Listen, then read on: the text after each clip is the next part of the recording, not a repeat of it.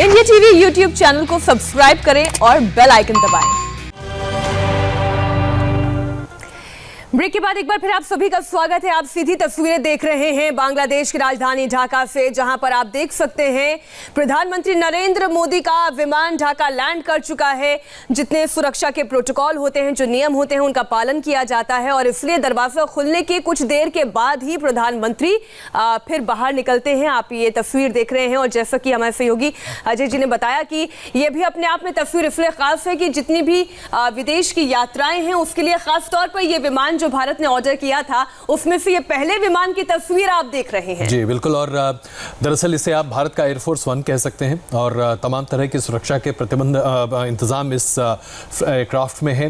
चाहे आप उसे रॉकेट डिस्पेंसर्स की बात कहें, एंटी फ्लेयर गन्स की बात कहें, तमाम तरह की एयरफोर्स 1 भारत का कहा तो क्या इसमें वो खूबियां भी हैं एयरफोर्स 1 वाली? बिल्कुल, वही मैं भी बता रहा था कि वो तमाम खूबियां इस एयरक्राफ्ट में भी हैं और इस तरह की 3 एयरक्राफ्ट का ऑर्डर भारत ने दिया था, जिसमें से पहला जो कि अभी प्रधानमंत्री नरेंद्र मोदी जिसका इस्तेमाल कर रहे हैं। और इत्तफाकन जैसा कि मैं आपसे कह रहा था, ये पहला मौका भी है जब 15 महीने के बाद इस एयरक्राफ्ट की डिलीवरी के बाद ये पहली यात्रा है प्रधानमंत्री जी की जिसमें इस विमान का इस्तेमाल हो रहा है।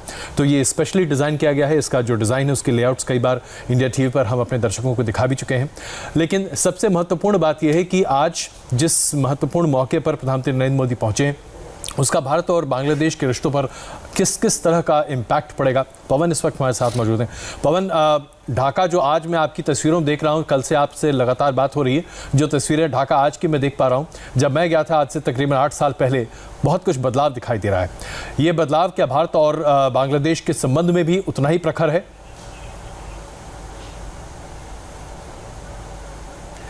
जी, कहावत है कि जब पड़ोसी साथ में प्रगति करते हैं तो बदलाव साफ दिखाई देते हैं।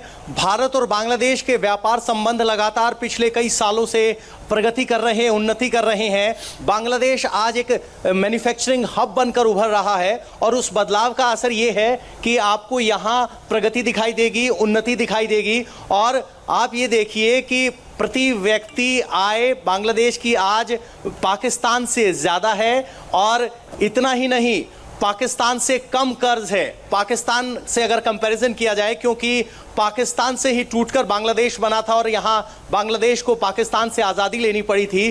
तो एक पैरामीटर प्रगति का पाकिस्तान और बांग्लादेश का एक कंपैरिजन हो सकता है, उसमें बांग्लादेश ने अपने आप को साबित किया है।